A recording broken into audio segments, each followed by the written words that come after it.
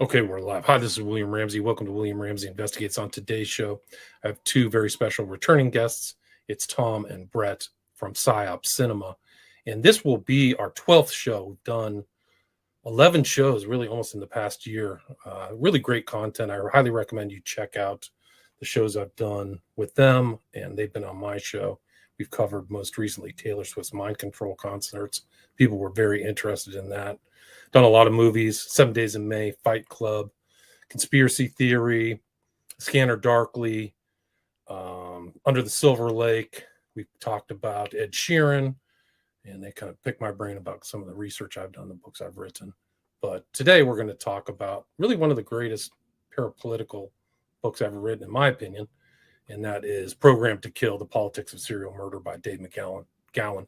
It was self-published, published through iUniverse in 2004.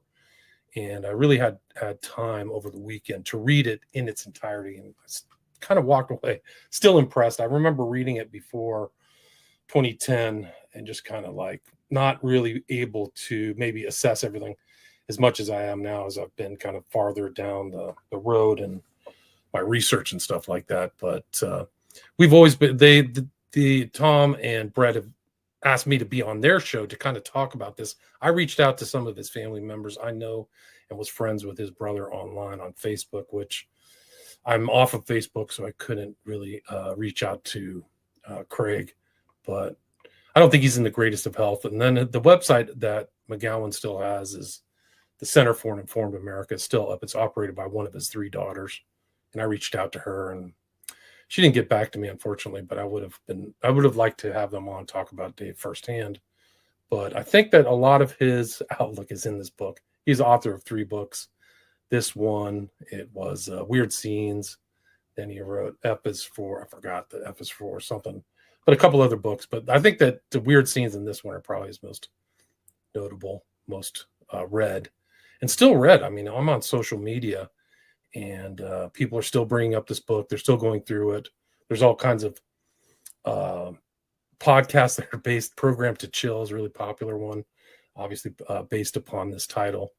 And a lot of people who are interested in the research that I'm interested always reference this book. So I really thought it was worthwhile to go through again. Since our last show, Tom and Brett have published a article about the Joker on I Am 1776. So I suggest people check that out. This is actually, before they published it, I'd come across it a couple times, that kind of online publication for other articles. So it's a pretty cool place to be published, but they can talk more about that. So Tom and Brett, welcome back to the show.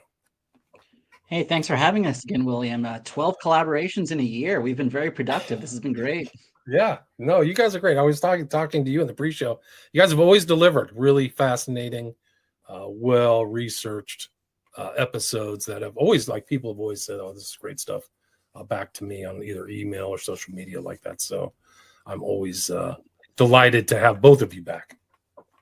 Well, yeah, thanks. Well, you were a big inspiration for the show as well, remember? So cool. Well, so for people maybe who haven't listened, probably people, if they listen to my show, they know you guys, but maybe you could just do a little bit of a redux and then talk about your new article, and then maybe what it was like to kind of blow the dust off of Programmed to Kill and kind of get back into that. Maybe, was this the first time you guys read it? Maybe it's the second, or I don't know. For me, it was like the second or third time. Do one of you guys want to this was the first for me personally, cover to cover read I've done of it. Actually, I've read sections of it and other parts of McGowan quite frequently, actually, because his work comes up on our show a lot. We've recommended both Programmed to Kill and Weird Scenes Inside the Canyon on many occasions, but I have to admit that I had never actually read the book front to back until now, though I know Brett has before, but listeners of our show will especially remember us talking about it when we did our David Fincher series, because the serial killer themes come up so frequently there in properties like Seven, like the Mindhunter TV show, Girl with the Dragon Tattoo, and others. And there, when we're talking about David Fincher as the serial killer director, McGowan's thesis was obviously hyper relevant to what we were talking about. So probably a lot of our listeners will be familiar with the thesis and with the book, but I was glad for the opportunity to actually kind of go through it with a fine-tooth comb for the first time. I know Brett has a lot of thoughts about. It's just very briefly for anyone who might not know about the background of our show, PsyOp Cinema. We focus on cultural engineering and Hollywood as a kind of super PsyOp, and we do close readings of films and of different directors' careers in order to kind of figure out what's going on with the Hollywood PsyOp and how it connects to related parapolitical and deep political areas of interest. And so one thing that we've talked about a lot is this importance of the Joker that, as you said, we just had an article published in I Am 1776. Great magazine. We're very proud to be published in there. We have an article called The Joker Cycle, which details this feedback loop between real life spectacular crime and media that often has to do with socially alienated young men committing those types of crimes. And the Joker, Batman villain, and broader archetype is kind of at the center of that. And so Brett and I have talked about that on our show quite a bit. We have a whole series on the Joker. In fact, it's still kind of, it's ongoing. We might be doing that on and off for quite a while, but people can check out our article, The Joker Cycle, to find out more. So that's a little bit of background. Brett, I'm sure you have some stuff to add to that. Yeah, on the article or on Dave, on our interest in Dave, because I mean we could say I would say I'm about Programmed to Kill and David McGowan Yeah. because we're both been interested in his stuff, but you had read his work before I did, and so I'm sure that you have some stuff to add in terms of background. Yeah, I did. I read McGowan's Programmed to Kill front to back, kind of like almost back to back with weird scenes inside the canyon. I'd heard him mention on ALEX Jones and other people, and it was and I guess I wanted to, like, I was just thinking as you guys were speaking, like the term I want to ascribe to McGowan is like this ingenious suspicion. He has this definitely like this hermeneutic of suspicion of a sort, right? He's a conspiracist, but he really kind of, I think, discovered like two of the master conspiracy theories that had eluded most of conspiracy world in those two books, and it was into that and his method, right? And we'll talk a lot about that in the show because that has informed the method that I practice. I think that we practice on our show, as much as just about anybody out there. So he's a huge inspiration for the show, and we can say a lot about how his work in general and specifically how this book have influenced our work, because a lot of the stuff that we've done in the 2 years that we've been operating have referenced a Programmed to Kill. I mean, if we had an index, I mean, a dozen or more of our shows have at least indexed this book, and some have been very closely tied to it, like when we did the Mindhunter show and other things dealing with the serial killer, because I think he has basically decoded the cultural phenomenon of the serial killer. And what is that? I mean, the rise of there's no question statistically. I mean, every normie historian admits to this, right? That there's a prodigious rise in the number of psychosadistic serial killers and spree killers and things after the late 60s, beginning in the late 60s and early 70s, roughly at the same time as the Phoenix program in Vietnam when it was operating. And there's a book I just found a book that was being reviewed somewhere about like arguing it had to do with World War II and war and violence. And I mean, the connection between war and violence and stuff here. And this is also can't really escape an honest intelligence. So that's the phenomenon, that he had caught on to. So it was just, I'm just a great admirer of his work. I mean, his work's not perfect. We have some criticisms of it. We don't really see eye to eye politically in a lot of ways with Dave, but I think he was a pretty brilliant mind for what he was doing, which is a very valuable public service, I think. I agree. I mean, he put all this stuff together. He actually uses his sites. He quotes books in there, books that I've known. And I don't think anybody really put together the kind of mind control aspect to this kind of serial killer phenomenon as much as he did.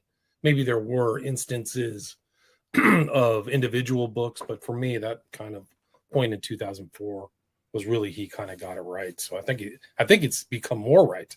Like it's there's probably even more people that he overlooked in Programmed to Kill, like the Unabomber comes to mind, Whitey Bulger, that were not in this book. As far as I was surprised to kind of not to see them, but it's still good. The other two books that he wrote were Understanding the F Word with Nelson Rockefeller, giving him the finger, American Fascism and the Politics of Illusion, and then derailing democracy. But for sure, Weird Scenes and Program to Killer is, most discussed books.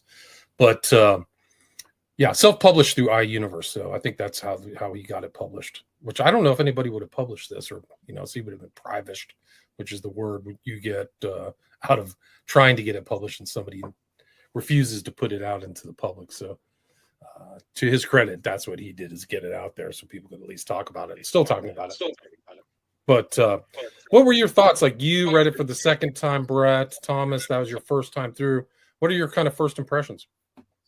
Well, so some of the stuff that I had read before in PTK had to do more with the pedophocracy stuff, or some of his conclusions. And when we had done things on the show, like look at the film Zodiac, which is another obviously major Fincher movie about serial killers, the research I did included looking at McGowan's account of the Zodiac killings. And but I hadn't before read a couple of the other sections in here about all these different case studies involving so-called serial killers, which he shows obviously to be a very different kind of phenomenon than the normie perception. And I was just really struck by the combination in the book of just like how sharp the analysis is in terms of the on-the-ground facts and case details that he brings to bear to just kind of demolish the kind of stereotypical profile of the serial killer, or just show how flimsy the official stories are about some of these things. The amount of detail he puts into that, while being able to, some of the things that he does when he takes a step back and looks at the broader kind of philosophical implications of this, in terms of why we might, because of some dogmas about free will or individualism as a society, accept these illusions, or about what's going on in terms of mass traumatization of the populace, and which is a theme we talk about PsyOp cinema quite a bit. There's a really compelling here blend of that broader and more detailed analysis. And one thing that I really appreciate about the book, and one section that I've looked at before and even referenced on PsyOp Cinema before, is just his is towards the beginning, just how clearly and persuasively he makes this argument about weaponized dissociation, when he says that that dissociation occurs, the dissociative states occurs in humans, and that those states can be augmented through the affliction of severe trauma, and that there's no reason that the CIA and related factions would be ethically hesitant at trying to afflict that kind of trauma. And so then the only remaining question is, can those kind of dissociative states be controlled? And then what we know about MK Ultra and related programs suggests they can. And he makes the great point that it would just be very, very silly to think that lone random cult leaders stumbled onto the ability to control minds at large levels, but somehow that's escaped the ability of the CIA and factions like them, that independently Charles Manson and Jim Jones and David Koresh all stumbled onto that kind of capacity, but then U.S. intelligence hasn't. It doesn't make any sense. Just he very, very clearly and persuasively lays out that train of logic at the beginning, and I like that quite a bit.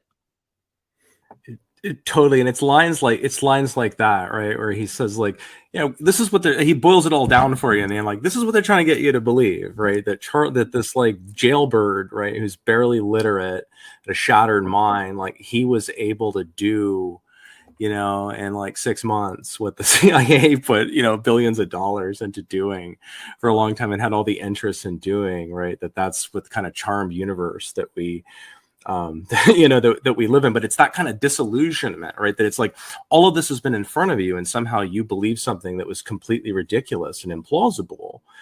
And it's we covered Under the Silver Lake on this episode, and I think that's the feeling of disillusionment when the guy discovers the songwriter, right, that all of his idols and dreams and gods have just all been manufactured, it's all been fake, and he couldn't really see it because he was under a spell. It's like, so McGowan's work just has that power of breaking the spell. And like Thomas said, that was really well said about how part of the way he does this is he has a sense of, like, looking at things in a big picture way, kind of looking at things phenomenologically too, right? I think he's skilled at that, like looking at, the depths of human psychology, and but also like getting into like granular sort of journalistic detective like detail. And not many people can combine those things. That some people can do one or the other, and that's often their weakness. Like, a lot of people are really good at seeing things that are really kind of granular level, like scientists and journalists and people like that, but they cannot see the big picture, and they can often seem really dumb, right, about other things.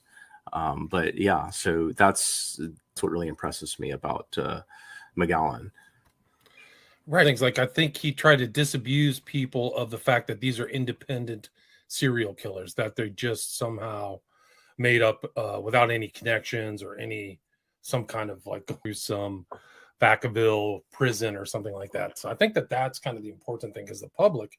And I think that he talks about the control of these ideas, the false memory foundation or whatever it is, the false memory syndrome foundation, and some of these that are trying to, people don't look too deep into this stuff. But I mean, he was really kind of one of the early ones saying about McMartin was fake. And he's actually pre kind of set the stage for O'Neill's book, right? So he kind of Manson and his connections. And he knew a lot.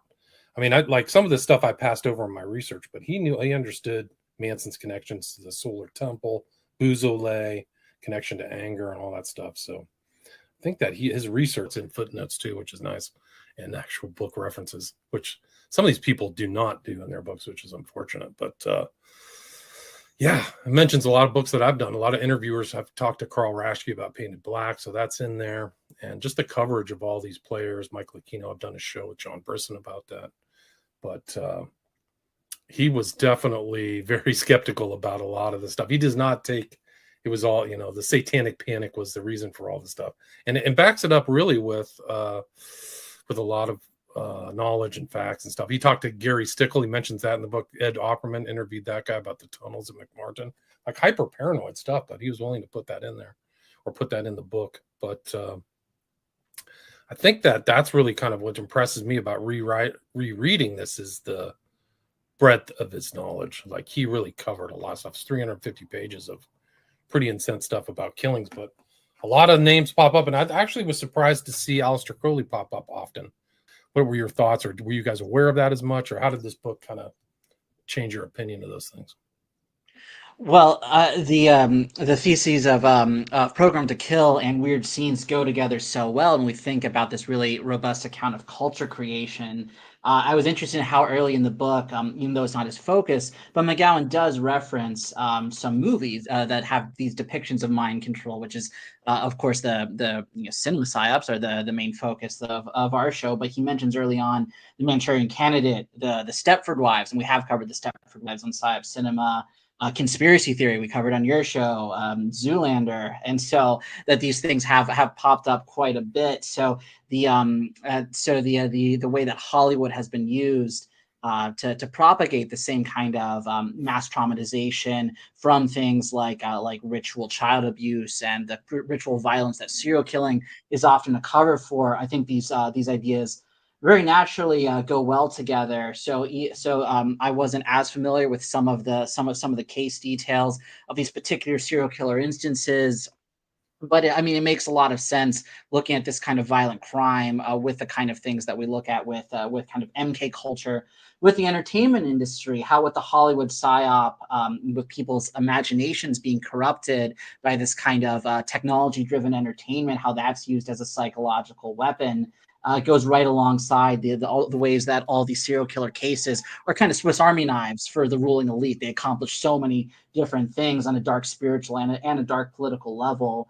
I'm glad that we have covered David Fincher on our show before, just because looking at pop culture like that is such a good compliment, I think, to the work that McGowan does in here, and looking at these the initial kind of violence and terror of these serial killer cases, and then thinking about how that's been revisited on the public over and over again, not just by depicting that kind of violence on screen, although that's a big part of it, but by getting people trapped in these traumatizing false narratives about all this darkness and evil around serial killers, that through these false narratives we're supposed to think is just random, is just this horrible fascinating darkness we're supposed to be obsessed with as just a natural part of humanity or the ultimate part of humanity, as opposed to something that is being visited upon humanity by a ruling elite with a very specific agenda to them. So I could think again, and I hope people will look at our David Fincher episodes if they're interested in this conversation, or if they're interested in PTK more generally, to think about how with those kind of depictions, there's all this misdirection where where David Fincher wants to usually say, well, the serial killers, they're Christians, they're Nazis, or they're Christian Nazis, or there's something like that, or he wants to use all this kind of this made up psychological perception of serial killers to kind of glorify them and cover up the parapolitical dynamics, like he does in Mindhunter, or like I said, sometimes he just wants to, I think, traumatize people through this kind of very perverse view of humanity and violence. So anyway, I think that that what McGowan shows in Weird Scenes Inside the Canyon as the 60s countercultures and mass psyop, what he shows here in PTK with kind of the mass ongoing psyop of the serial killer phenomenon, these things can, looking at them together, really, I think, illuminates a lot of recent, very popular visual media of the kind that we cover at PsyOp Cinema. So that's one big reaction I have. I had not, I mean, to be honest, I had not really, it not really occurred to me, right, that the serial killer phenomenon could be wired into deep politics in the way that Dave intimates in the book. And I think partly because, you know, I think the culture is so invested in a kind of mythology of the serial killer that's been created, like whatever your relationship to it is, this kind of genius, super predator, psychosexual killer who's, you know, the sort of Ubermensch, kind of dark Ubermensch. I mean, it's an instantiation of what I call the dark self, actually, in that Joker Cycle article in one way. But people get so invested in it, and they get their, you know, so when they hear that, you know, Henry Lee Lucas is killing 500, 600 people, I mean, they're excited to hear about the body count. They don't want to believe it's not real. That kind of is deflating at some point. I mean, really, Oliver Stone's Natural Born Killers, I mean, got into the social pathology around the serial killer, even if it didn't reveal anything at a deep politics level about the phenomenon. But I mean, he's, again, Dave is sort of disillusioning people. He's sort of breaking a spell that they're under. Now, the spell that he breaks with Weird Scenes is a different one that I was really invested in, you know, kind of the rock and roll, you know, pop culture and, you know, the cult of the artist that's replaced religion. But yeah, no, it hadn't really occurred to me. But yeah, and Thomas has agreed with all of his observations. I like that phrase, the sort of Swiss Army knife, right? I mean, it's kind of hard not to believe when you think about it. You watch enough movies, right, to think that, you know, the world of sort of contract killings and serial killers and these things, that it would not somehow overlap with, you know, the world of corporate espionage and intelligence and things like that. Of course it does. And they show you this like through a glass darkly in the movies. And we can talk about a movie I can mention. I just did a premium episode about that actually depicts what Dave is.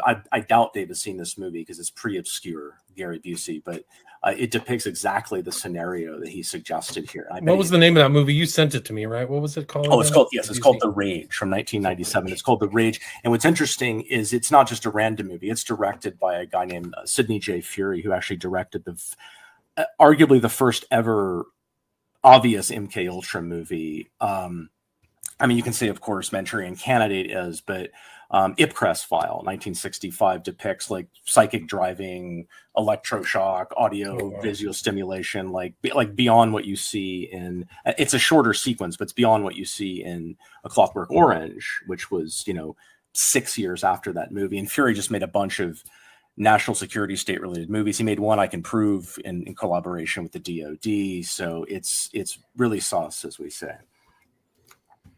Right. I mean, yeah. So that's in there. That The Rage with Busey. I have to check that out.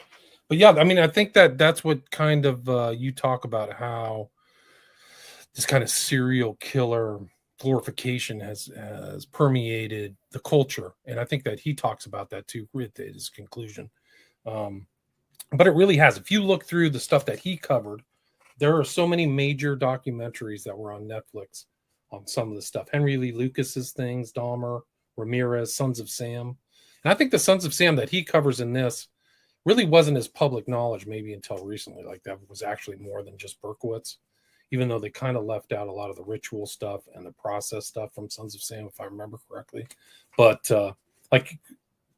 McGowan doesn't shy away from the involvement of ritual murder, sacrifice, and the occult, which I give him credit for. Like he actually is willing to actually rewrite that, as opposed to most people avoiding it. But yeah, and also this book kind of is prescient in the sense that it's like this is like almost like a kind of a baseline for all of the true crime podcasts out there, the number one genre. They cover all of these things that McGowan did even before podcasts exist in 2004. So I find that to be incredible. But yeah, but I think that really his overarching view is that these people who were kind of led to do these serial killings, whether through the Phoenix program or some other thing, were really trying to change the culture. I think that was really his conclusion at the end, is that it's all part of one vast psychological warfare operation that really peaked a long time, alongside Phoenix program. So it was like the peak of the serial killer phenomenon peaked when the Phoenix program was going on, and a lot. And Ramirez's connections to the Phoenix program is without question. Yeah, his line about the Phoenix program coming home is classic, and there's just so much great writing in here that illustrates these dynamics he's mentioning. But yeah, his willingness to kind of look at the big picture of this overlap between this kind of horrific violence and then the occult and intelligence agencies and the role of culture creation and all of that he's willing to speculate, but in a very responsible manner. I think is a very useful thing about the book, because in terms of the meta narrative that he kind of leaves us with, where he's bringing together the serial killer phenomenon with the pedophocracy, where this kind of occultic ritual violence is implicated in both, and they both have to do with these really horrific acts that are so traumatizing that it gives power to the perpetrators, not just over victims, but over society at large. I think he very convincingly brings those things together. He's not just randomly picking horrific violence, but he shows the connections between all this. And it is remarkable just the impact that this has correctly had on parapolitical discourse. I mean, all of these major case studies that he uses in the world of the occult and deep politics. I mean, it's the stuff that everybody is talking about and revisiting and trying to understand better. I mean, it's a pretty impeccable list. I mean, it can always be added to because this evil's going, it keeps going. But he does mention Crowley in some very perceptive ways, like you said. I mean, Crowley, the Finders, Juarez, McMartin, Aquino, like it's all in there, and it's fascinating because I hadn't looked at McGowan's work until Brett and some other people had kind of alerted me to its importance. But I used to take a very, very positive view of the occult in my old worldview before I was interested in all this research. And one thing that kind of snapped me out of that delusion and alerted me to the reality of conspiracy was just so many instances of child abuse that seemed to overlap with cult or occult ideology of a kind that I used to find darkly fascinating, that I just couldn't justify or make fit into my worldview. And so doing just a lot of that research on this kind of concept of divinization of children in the occult and how often that overlaps with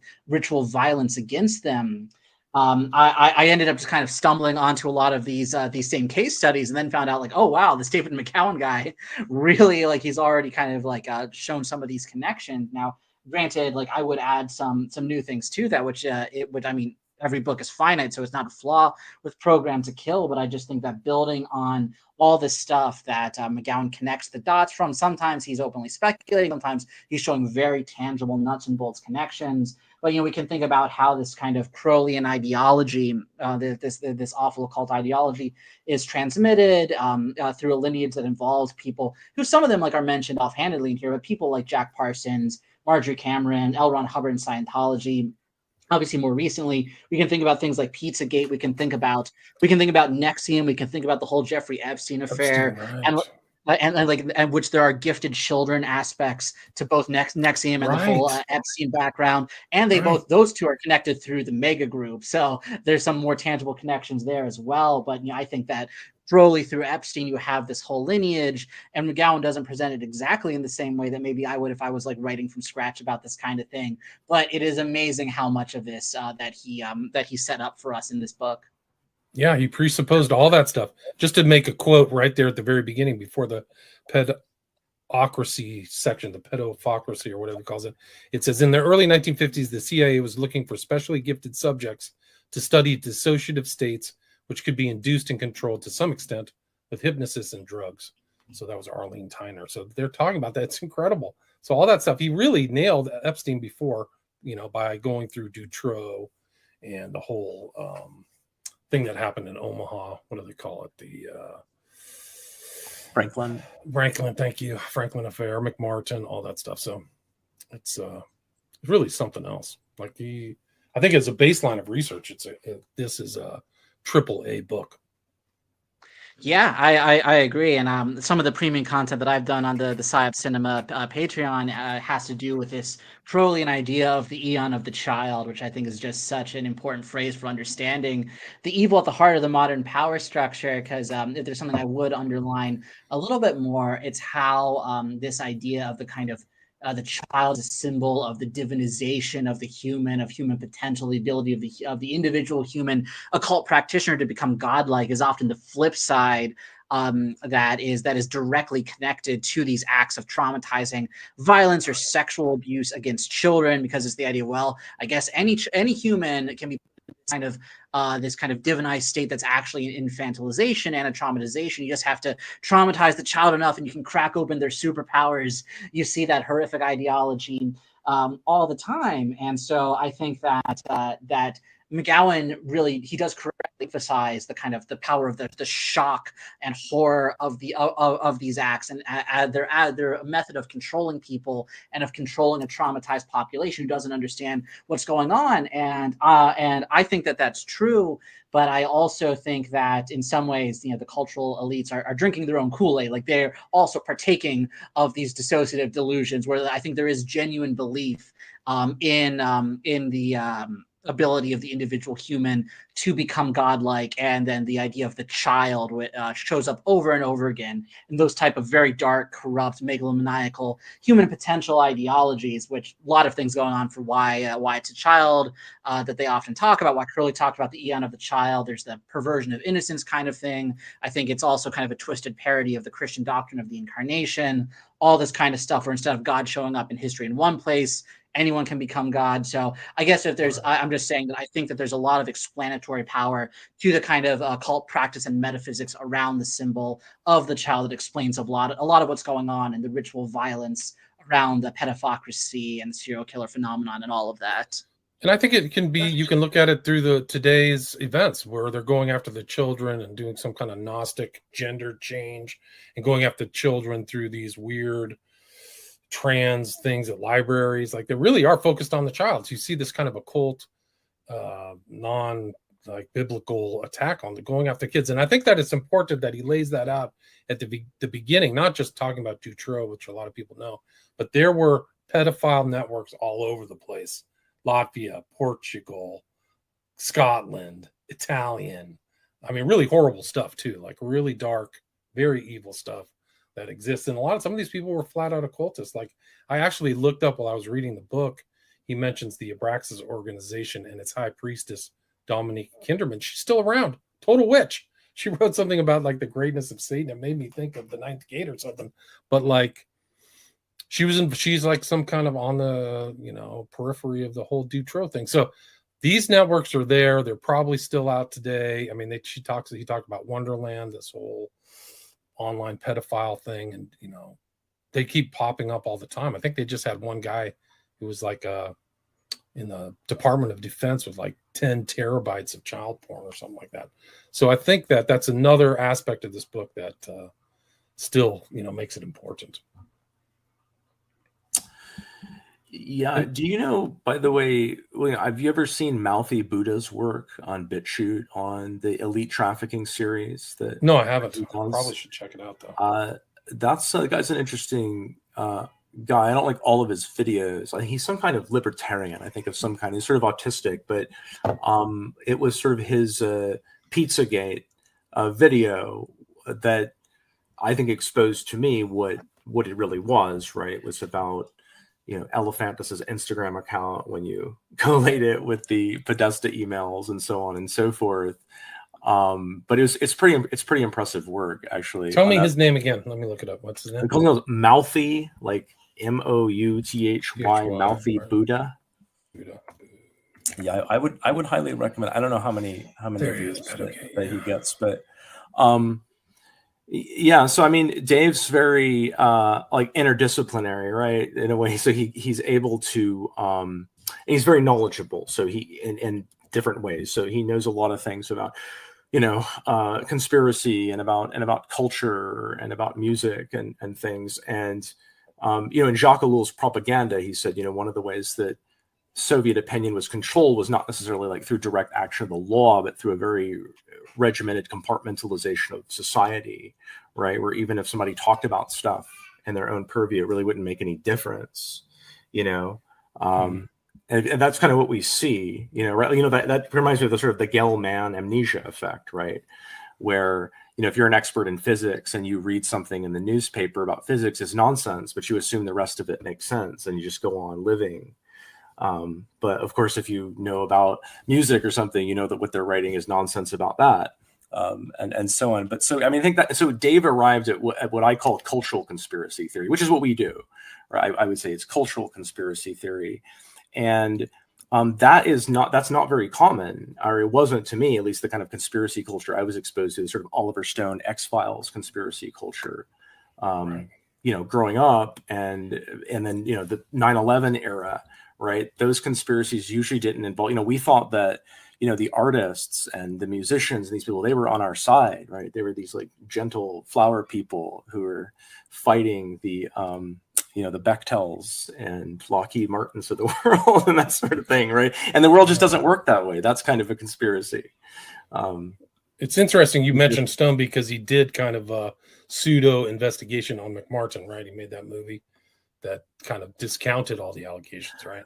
Well, that's one thing that makes me think of something else too, because I mean, we're going to analyze Oliver Stone, and I think he's a limited hangout operation who has very strong sympathies for a certain political bloc we won't say anything about. But the Netflix documentaries that you were talking about, I've watched a bunch of these, and you're right. You could say, wow, there's like, this is like Dave McGowan surely influenced us. I'm sure he did, but they're just classic limited hangout operations. And the one that seems to reveal the most is the Sons of Sam. And then it has this weird about face at the end where, look at Maury Terry, he was like, became an alcoholic and died. So it was all nonsense or something. It doesn't, if they presented all this evidence. But yeah, those are pretty much classic limited hangout misdirection. But it's interesting how much they're willing to hang out at this point, probably because of, in no small degree, because McGowan kind of, even if people don't know McGowan, they know a lot of these ideas because he put them out there. Right. I think. Okay. And, Thomas even has a theory that the Zodiac movie was reacting to Program to Kill, and then Tarantino's Once Upon a Time in Hollywood was their response to the Laurel Canyon book. So isn't that right, Thomas? Yeah. Yeah, I think I've mentioned before on PsyOp Cinema the interesting timing of some of these projects, right? Where you have, you have Fincher doing things like Zodiac, when people are starting to ask some of these questions that they need to ways to integrate these facts into the overall PsyOp of the superculture, in the same way that something like not involving serial killers, but Under the Silver Lake involves more of weird scenes kind of conspiracies, and then that movie does reveal quite a bit, but then it's still ultimately kind of about this kind of Gnostic disorientation toward reality, where there's nothing but the mystery and it's inescapable. So you have to be reintegrated into consensus reality. But in terms of the serial killer thing, the timing of things like Mindhunter and Once Upon a Time in Hollywood, right around the time that a book like Chaos is becoming quite popular. Right. Some of this might be coincidental, but at the very least, it's really interesting to see how well it times out when pop culture is able to put out some kind of way for the normies to think about these things, so that they don't get the wrong idea if they encounter this kind of research on its own. Yeah, it's interesting you mentioned that, because McGowan mentions Douglas Wrestler in this book, and I've done analyses of Douglas's work on the West Memphis 3. It's an atrocity. I questioned whether he actually did any research and just had it, guest written by his co-author, but it's an atrocity. I've read his book, like it was Law and Disorder. It's terrible. And it's almost like an embarrassment. Like they don't want to touch that cultural third rail. They don't want to talk about occultism, that actually people are occult. And I think that may be something that is downplayed, if not wholly ignored in a lot of these kind of modern elements. Maybe they covered a little bit about Dahmer, but they just showed the Satanic Bible in the Dahmer series, which had not 1 million, but 1 billion views worldwide. They only did some minimal stuff, but that guy, he was heavily involved. He was involved in a lot of strange stuff. But it is interesting that Douglas is out there. I'm not impressed with the work of Douglas, but I also found it an interesting fact that wrestler grew up on the same street as John Wayne Gacy. Like, that's incredible. Like, literally right down the street. But yeah, I mean, I think that you can just see so much of that cultural currents that flow through this book. And it is interesting to see what they left out in these huge documentaries, or how their conclusions kind of did that. Just like you said about Zodiac and these other ones, that they're kind of like they're fuzzy at the end. They don't come to that real conclusion. The conclusion that McGowan had, right? Right. I mean, there's all the difference in the world between seeing these things, whether it's this kind of ritual violence you see around serial killers in general, as is most of the research in PTK is dissecting, or just around the idea of interest in the occult or Satanism.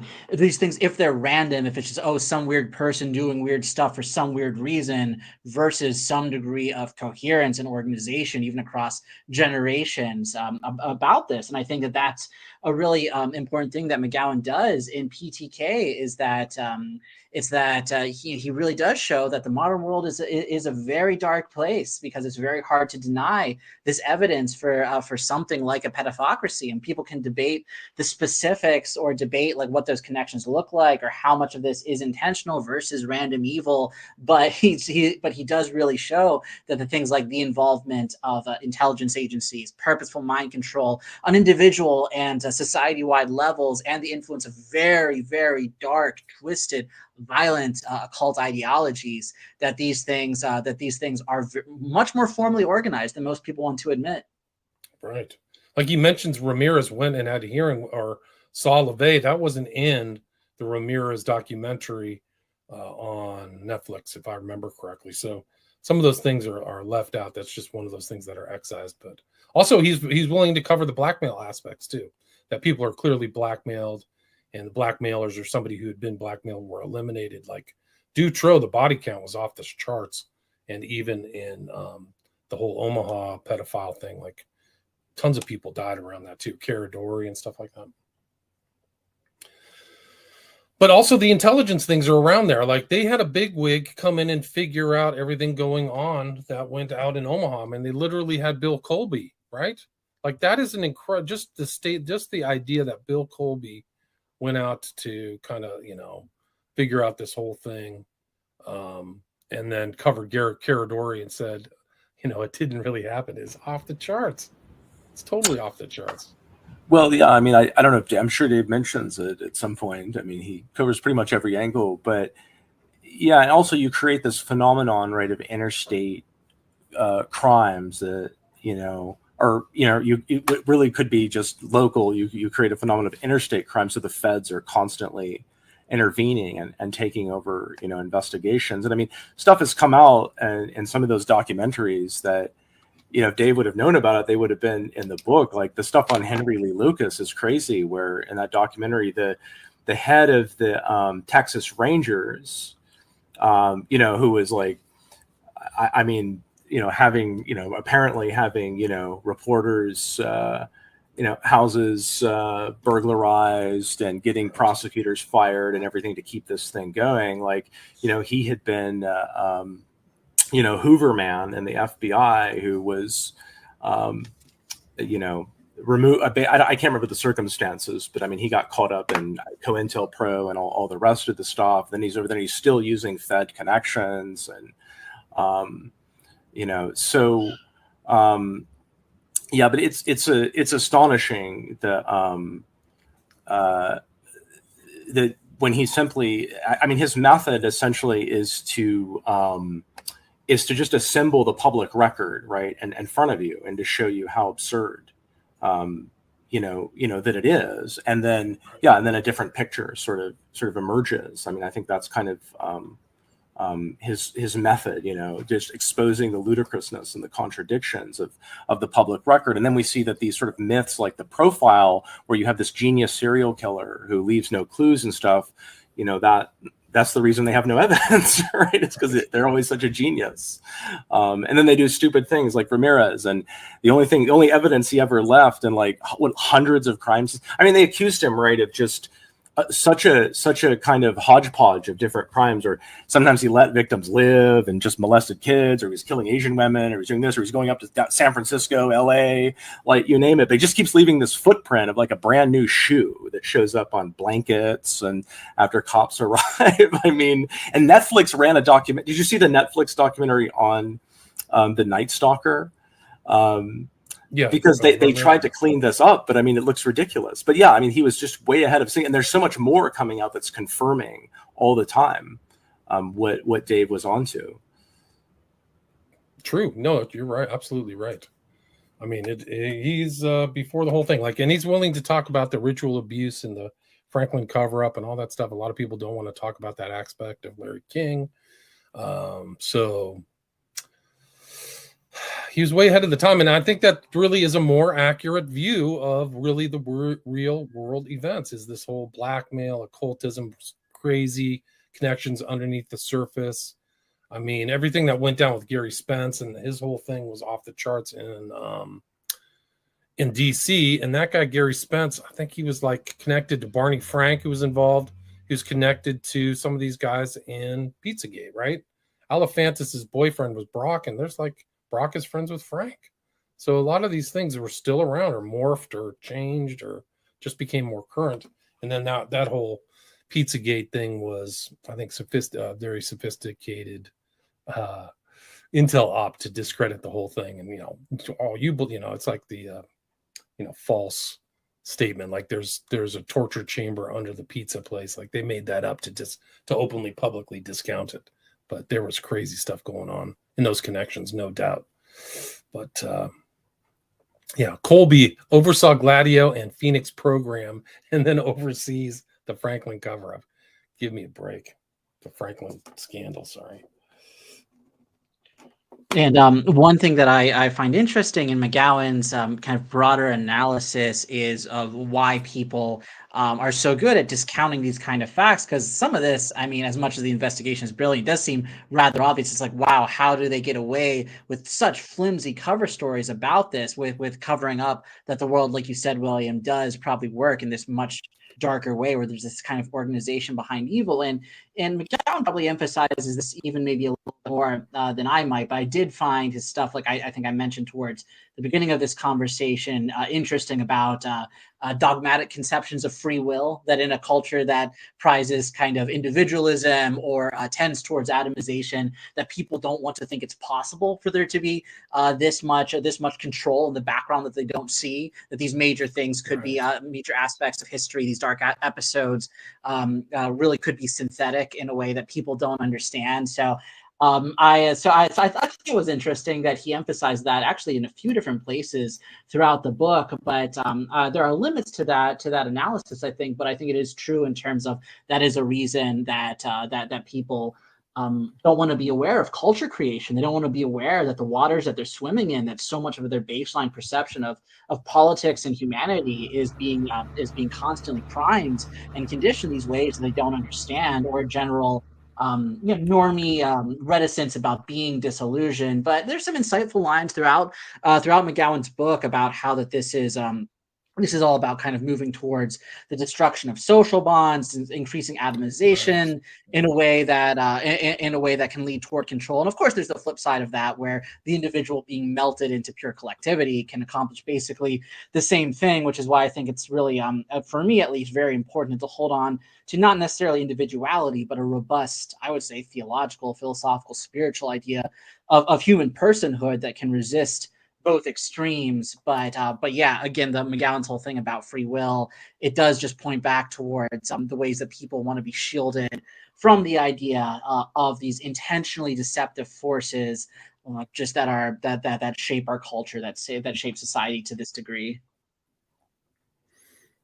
You can't really blame them. You don't really. Why would anybody want to think that the government has been involved in culture creation or social engineering since 1950s or whatever, intentionally creating fear, dread, debility, dependence on all kinds of things, whether it's through Operation Chaos, the creation of programmed killers, or 9/11, or this whole COVID fiasco. I mean, it's a terrible conclusion, because if you see it over the long term, you go, well, why do you have a government if it's just, poisoning me, if it's just trying to do the opposite of what it's supposed to do? Like, what's the point? Like, that's the incredible thing, is like, it hasn't really stopped. It only stopped when people realize that that's what they're doing. And I think that's one of the benefits of Program to Kill, is that it's really just kind of a sober,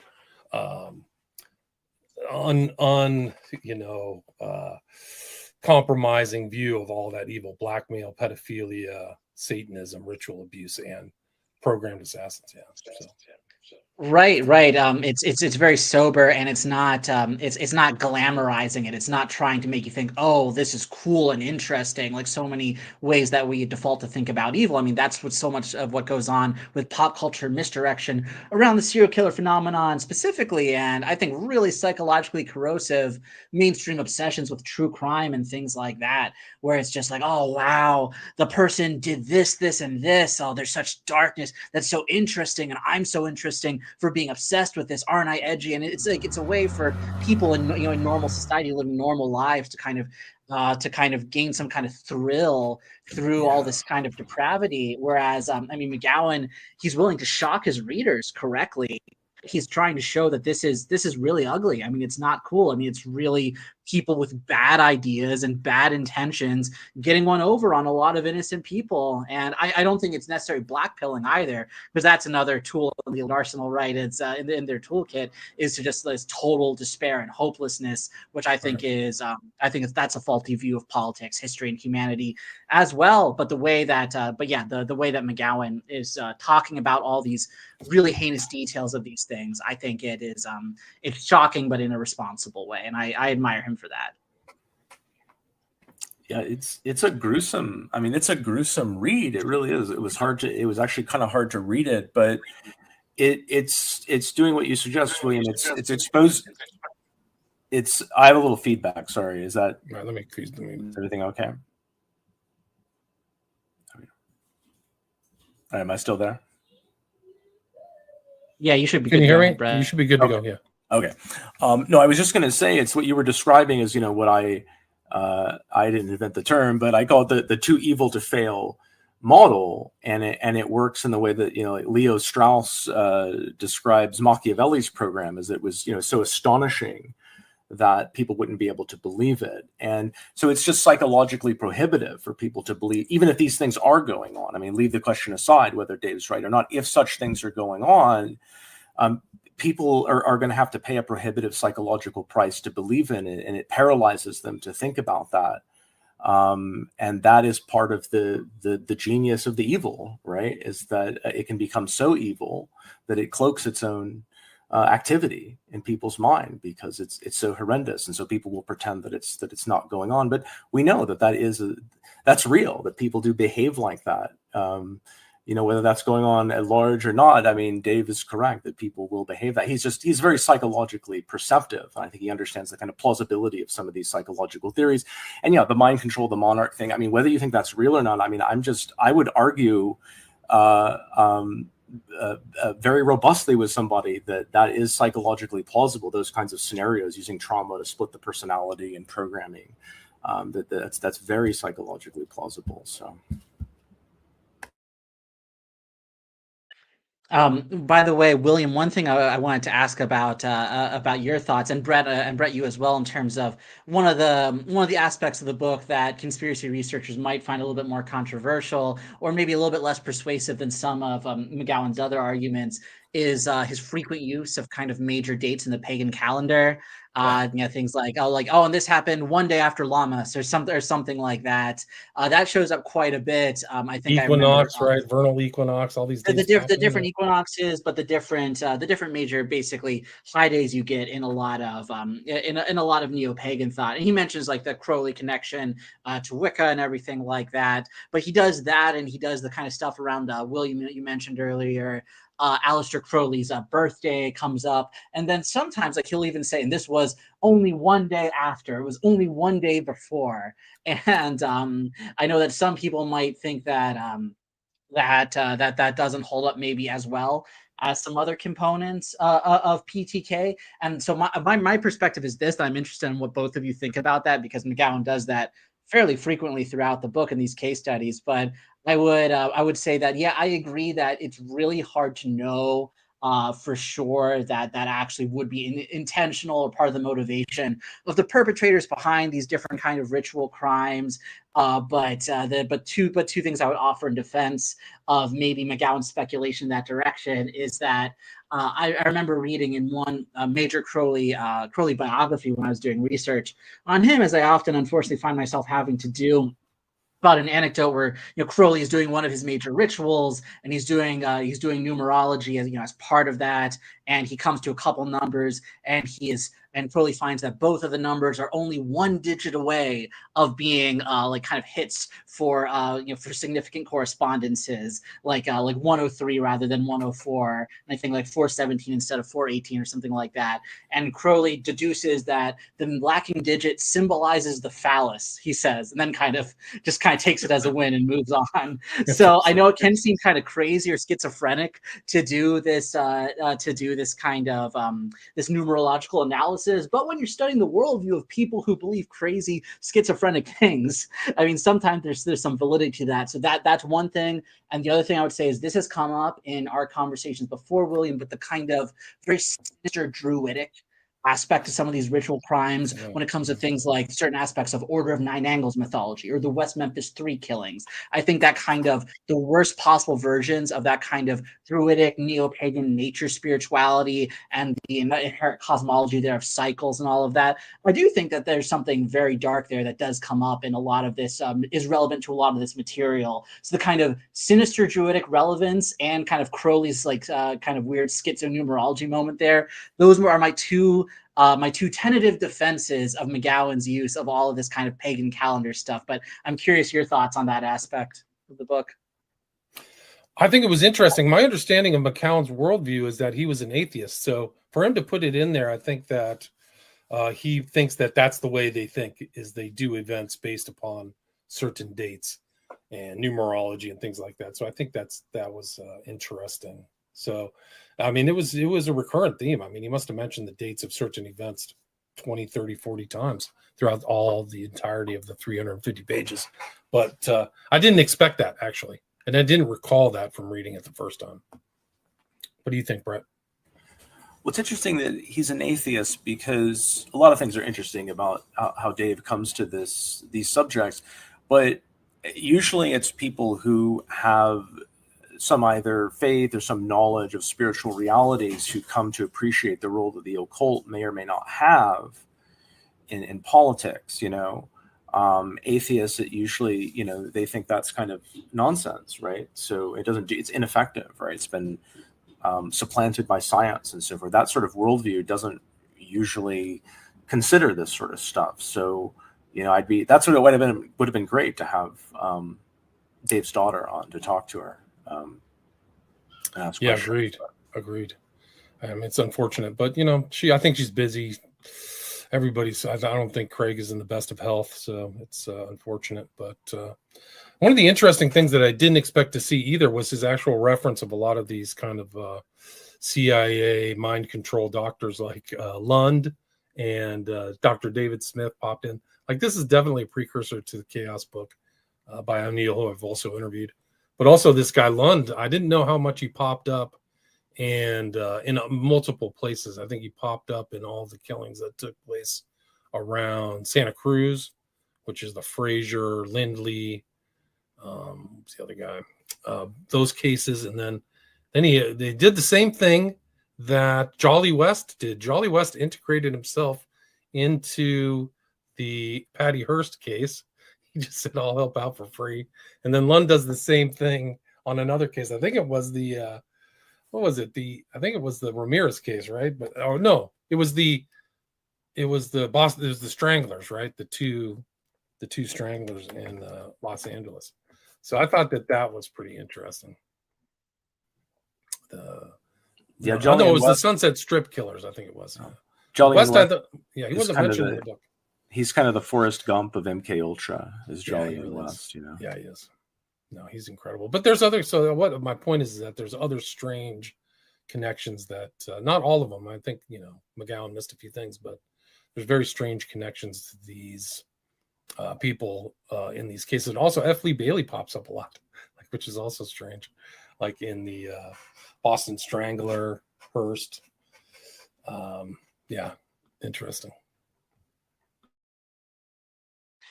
Since I see a question in the comments about whether we think social engineering has been amped up for the 2024 election, I mean, I personally would say that I think that social engineering just kind of reached a fever pitch in 2020. We've been just kind of living in that nightmare ever since. I mean, I think there's just kind of a natural progression of all these things, of these ops within the realm of politics and culture and mass scale religious engineering. And so I don't necessarily know if I think that there's intentionally a new set of ops being given the go ahead specifically because 2024 is coming up, but more just like the march towards more fixed elections and everything like that is just happening as part of this mass rush towards civilization-wide psychosis that we've been having over the past few years. What do you guys think? Brett, you want to handle that one? No, I don't. Yeah, I would say that we're in a psychosis. Yeah, it's mass formation psychosis of all things. There's no interpretation of a woman. It's almost like a cult worldview where you're your own god. You can just impose your will on reality. And, I think the whole UFO obsession, there's just no evidence. It's just a huge psyop for me. And that seems to be a very important part of kind of the modern culture, or the recent internet culture, as far as I can see it, is that there's always some kind of UFO disclosure. It's right around the corner.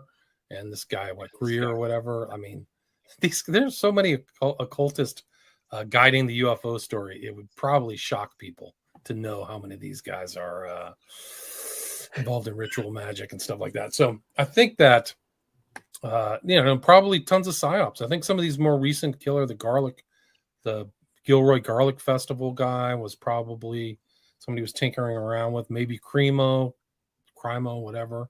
And definitely the guy in Buffalo had an FBI handler who went to Buffalo and shot all those people. So I think these kind of definitely Phoenix program scare the living daylights out of the public and make them full of dread and misery, I think that's just one aspect. I think it's really become a very sinister, multi-pronged assault on humanity. It's really terrible. Yeah, I agree. And with the UFO thing that you mentioned, people can check out the recent interview that Brett and I did of the Collins brothers for their book Invoking the Beyond, where we go really in depth into their UFO psyop research, which is some of the best on the subject, in my opinion. And we go into Spielberg's Close Encounters of the Third Kind in that interview. And I think the UFO psyop is here to stay, and I think it's going to go through a lot of different stages that are going to help it, give it some unfortunate longevity, despite the lack of, I think, actual evidence there for what they're saying is going on. But yeah, I think that the seeds for that were planted long ago. We can still see that unfolding. And yeah, William, that's a great point in terms of how many occult thinkers are driving this kind of stuff, even though it might not seem like it to the normies who are just first hearing about the mainstreaming of things like UFO research and government UFO research programs and all of that. And that's that makes it interesting that McGowan is an atheist, as you say, because I think that for a lot of people, they're going to find that a pure materialistic, atheistic worldview doesn't cut it for most people when they are really exposed to the power of the occult in shaping political undercurrents and these very sinister aspects of the modern world. I mean, there's so much spookiness there. I mean, more power to McGowan if he was able to kind of maintain a coherent picture of all of that. But I know that for a lot of people, the kind of craziness of all these interlaced psyops leads them to a spiritual perspective on these things. And just like I personally don't think that a purely material worldview explains what's going on with the spiritual warfare aspect of all of this stuff, which is why I don't think it's a very popular worldview in terms of conspiracy stuff. People usually have some kind of spiritual undercurrent to all of this, but you have that, but then you also have, I think, a lot of really unsatisfactory divisions between, well, this is the good occult and this is the bad occult. This is the good new spirituality and this is the bad new spirituality. I mean, people even defend Crowley that way. I've seen people say, "Well, Crowley was a white magician. He wasn't like all these bad Illuminati people." So there's all these, I think, very unpersuasive divisions between kind of good magic, bad magic, which is why I find kind of a robust theological worldview that can divide categories of theosis, of mysticism as understood historically by Christianity versus occult apotheosis. I think that that's really essential and very helpful, especially for the way that I've come to understand all of this. But I mean, even for those who don't take that same perspective, I'm at least very glad that McGowan has woken up a lot of people to the fact that no matter what you think of the occult and the metaphysics behind it, it is empirically verifiable as a shaping force of the modern world. I just think most people are going to end up taking a more spiritual perspective than maybe he did on the topic. Well said. I totally agree with you. What do you think, Brett?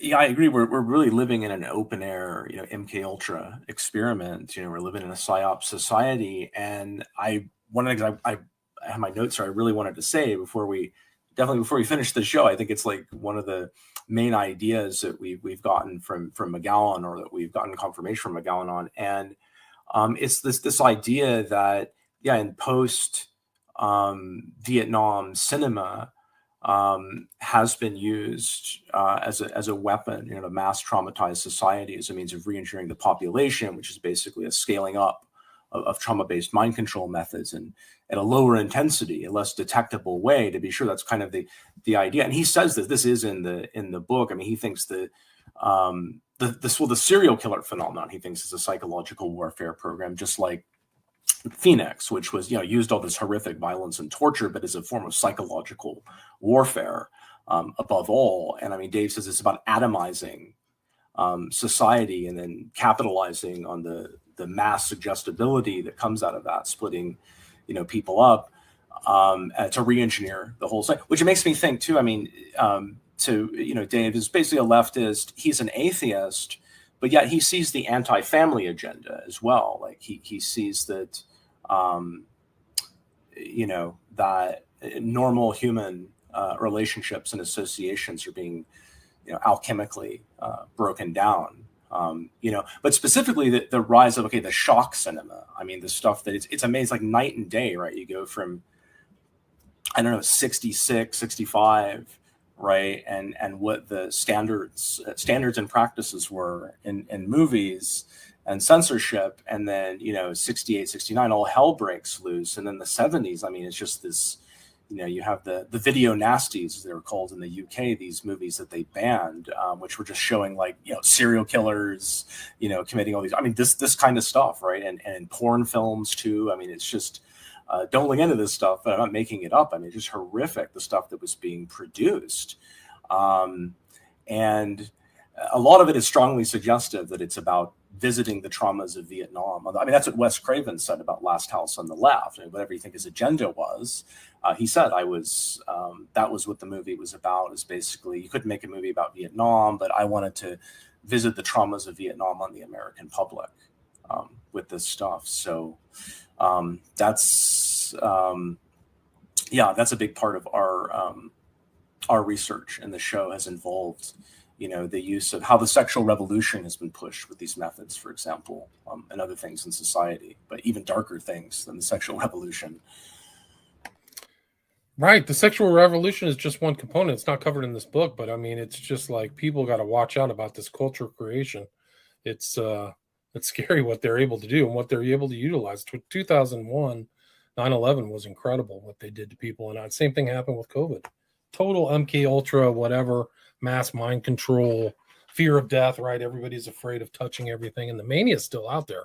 Like, I'll just let people know COVID went through the entire population by 2021. So you don't need to wear a mask unless they're going to release another bioweapon. But yeah, people are still zapped. I mean, it's really incredible. So I think that he, like, it's not a whitewash. He says there's dark stuff in the world. There's really dark stuff. And he mentions a lot of people. Freud mentions ritual abuse and people covering up and full on like pedophiles with their weird, own groups and things like that. And some of these, mentions a number of like mind control doctors, like I mentioned. So I would say his book still will stand the test of time. It will be an important marker. And I'd like the fact that he didn't try to, dull down what he researched. Like, he took a very sober and very thoroughly researched book. For that time, for me, this is just an impressive book in 2004. So that'll be my final comment. Do you guys want to kind of wrap up? Yeah, let me offer. I agree with everything you just said, William, and I just want to offer a bit of a critique, since I've said so many positive things about McGowan in the book, which I very much stand by. I thought that something that he was a bit selective about, and we mentioned kind of his both religious and more political orientation, just in the over the past few minutes, which is obviously distinct from, I think, what we would take. But his Satan's Family Tree chapter.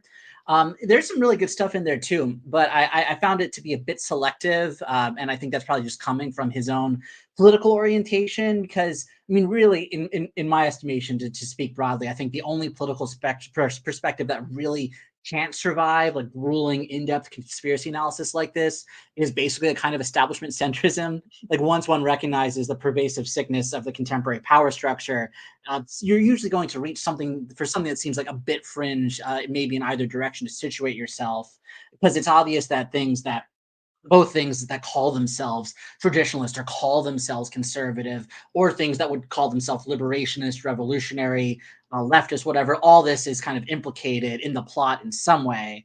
And so it's often the case that researchers are a bit selective in either direction.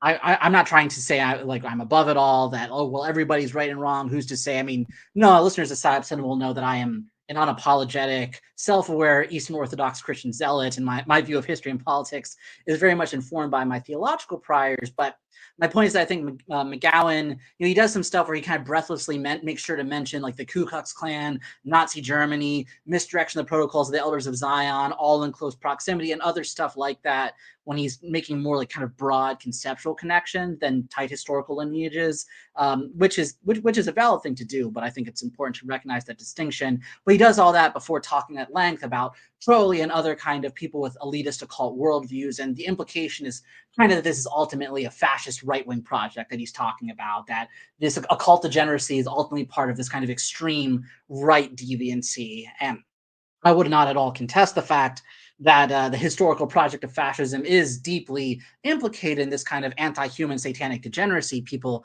can listen to the talk I did on my own, then I also did with you, William, with Theodore, the former member of Atomoffen Division, to show I'm very interested in those kind of connections. But I just want to note that one could easily kind of tell a different kind of story than McGowan's kind of insinuation that this is essentially fascism if one pointed more to, I don't know, stuff like Crowley being kicked out of Italy by Mussolini's government, emphasized a bit more the specifically anti-Christian aspects of this kind of occult pedophocracy blob, or the kind of social relations language used by a lot of kind of post-Crowleyan spiritual movements. One could kind of see this framed in a different way. I just think that it's maybe a mistake for one to ultimately say, well, it's either just behind all of this, it's just communism, it's just fascism, it's just liberal democracy, or it's like, or to say one of those things is good and the other two are bad. There's limits to all those kinds of analysis. McGowan, obviously, as you can see with his other book, The F Word, that you mentioned, that he leans more towards the kind of leftist critique, saying that this is that the occult project is fascism. I think that there are some pretty hard limits to that analysis, and McGowan maybe is a little bit less persuasive there in that framing. But that's my only major critique of the book. Gotcha. And Brett, anything you'd like to add? Yeah, I mean, Thomas, I think said it pretty well. I mean, they're just limitations to the leftist critique that he's deploying. I mean, it's just impressive that there are so few, right? That he's way ahead of most leftists. So, I mean, I was going to ask you, I mean, how influential is he? Because I mean, I call myself a traditionalist and sure, a conspiracist, and and then those sorts of circles, I think seems highly influential at this point, increasingly. So, I mean, but it's interesting, right? Because that's not his political alignment. And of course, that reflects something that's gone on, more broadly, where we went from the kind of Kennedy to 9/11 conspiracy era, where it was the left that dominated, conspiracy theories about the murder of John Lennon and, so on. And then it seems to have moved over to the right during the 90s and beyond. I mean, not that it was absent or that it is now from the left. But those are my thoughts on that. I mean, I wonder what you think about too, William.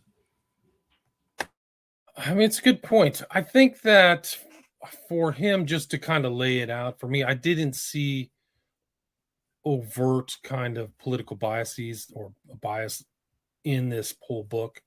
And I think he just left the facts out. So for me, I do think that he has that kind of left anti-fascist kind of worldview, but I do think that unfortunately that's just kind of the way that people perceive power. So power is, an aggregation of political power, typically economic power. So I guess that would be fascistic and all these things. But I would say that some of these serial killers were equal opportunity murders outside of whatever their political. They're really almost not really political, right? Their politics of serial murder is just to kill. Like, I don't know if were they selective, maybe against women or something like that. But the actual murderers that he talks about, it doesn't seem like there's even that much politics about them. It's much more like they're into the occult, or they're having dissociative states or schizophrenic. But it is interesting how apolitical they seem to be, at least through this book. At least that's my perception. But I do think Dave had his outlook. I do definitely think he was left-leaning for sure. I don't think there's any doubt about it. And that's not a major flaw in itself or anything. I don't think bias permeates the book or anything like that. Just noting that in one very interesting chapter, you can kind of see perspective that he brings to bear in other places on fascism and political ideology. You can kind of see that framing come out. And I just think that as we make our own theories about deep politics and interact with other people's theories, it's just important to recognize the tendencies, I think, for some people to say, well, ultimately, all this satanic evil is communism. It's all fascism or whatever. Or again, some major combination of alignment and condemnation between basically Western liberalism, fascism, communism. And I have my own perspective on that. But just having seen a lot firsthand of contemporary spiritual movements that are inspired by these kind of occult lineages, a lot of it really doesn't look right-wing, fascist, traditionalist on the ground. Like I think that the leftist social views are a non-incidental part of a lot of it. And so I just, like I said, I just think there are limits to the direction of that particular critique. But not a major flaw, just an interesting piece of conversation that I think is worth keeping in mind, where these different researchers, ourselves included, are situated in that as we move forward with the kind of parapolitical analysis. Right, and what he does leave out, he does leave out People's Temple. He doesn't devote a chapter to that, but he does mention Jones a little bit. But he kind of leaves that out. That would have been a left kind of viewed mind control event, mass murder event. He could have dedicated a chapter to that. And he doesn't mention the Symbionese Liberation Army, which that whole event is like, I think they came out of Vacaville too. So that's omitted for some reason. Maybe he's, what was the guy's name? I forgot the head of it, but he wasn't maybe a serial killer, but Donald DeFreeze. Thank you, Donald DeFreeze, yeah. But he does kind of briefly mention, so he could have maybe emphasized more, and then I think that would go to your kind of position that he's definitely left-leaning and maybe omitted certain stuff. Sure, just the quest for the creation of the new man in global government. It's everywhere. It's just good to be ever vigilant. And let me also throw in that that McGowan wagging the moon doggy is great. His his thing about the moon landing Yes. being fake, Yeah. I find very persuasive. So if people who like McGowan haven't read that, I hope they do. And his stuff on the whole conspiracy to kill Lincoln was brilliant too, which is not in a book form. It's unfortunate. I think those, if I was his daughters, one of his daughters may be listening to this, you should get that into some form of book form. Wagging the Moon Doggy or both. Just put them out there so people can read them on Kindle or something like that, instead of having to go through to his website, which is still up. So I'll put a link to his website. And as far as websites are concerned, why don't you guys talk about what you've been working on your podcast, on Patreon, and what you have on the horizon? I really hope people check out our Patreon to listen to a series that Brett is working on, a sub series of his Monarch research that he does for our Patreon, and it's a few episodes on Return to Oz. So I don't know, maybe Brett, you can plug a little bit more about that if you want, but it's just, I think it's some of the best work that we've ever put up on our Patreon. And in addition to that, we are going to do an episode on Sound of Freedom and Jim Caviezel within the next few weeks, and we have a lot of thoughts on that. It's a complicated topic, I will say, but we are planning on doing that soon. And there's going to be I'm going to do an interview with Jamie Hanshaw about Disney, her research on that soon. We're going to be talking about Fantasia and Monsters Inc. there. So that's a couple episodes coming up, and people can get all of our content on our Patreon, patreon.com/PsyOpCinema, including the Return to Oz stuff from Brett, otherwise at Cinema PsyOp on Twitter, and PsyOp-cinema.com. Anything you'd like to add, Brett, before we wrap it up? Yeah, well, I mean, so A Return to Oz, if you don't know it, is an Oz movie made by Disney in the mid-'80s that depicts a girl at the turn of the 20th century anachronistically being electro-shocked and then dissociating into the Oz world. It's just people are familiar with it, they'll know it's a pretty over-the-top MK movie. So I'm analyzing it in a series that I do where I look at these monarch mind control tropes in cinema and relate them to some of the information that's out there allegedly by monarch survivors. I never got a chance to mention The Eyes of Laura Mars, which is a movie that was written by John Carpenter, directed by Irving Kershner, who did Empire Strikes Back. I believe that's the same guy. 78, Faye Dunaway. I mean, that movie anticipates the kind of phoniness of the profile that was actually being created at that very time in the era depicted in the David Fincher Mindhunter show. That movie was being made, and it stars Tommy Lee Jones is in it as well, whose cousin Chase Brandon was the first known CIA liaison to Hollywood, who consulted on such movies as Enemy of the State, which predictively programs 9/11 and so on. So those are the kind of rabbit holes that I go down. But yeah, Eyes of Laura Mars is one to look at in terms of anticipating Dave McGowan's debunking of the profile. The Eyes of Laura Mars. I've never even heard of that movie. You guys have opened my eyes to films that I need to go see. I've got to see Arlington Road. I've got to see Rage. I've got to see Eyes of Laura Mars. And I have to go check out your stuff on Patreon. So thank you very much for your time. Again, it was Brett and Thomas of PsyOp Cinema. I will put links to their podcast and their Patreon for people to check out. And then the working title I have for this is Dave McGowan's Program to Kill Revisited. So thank you both for your time.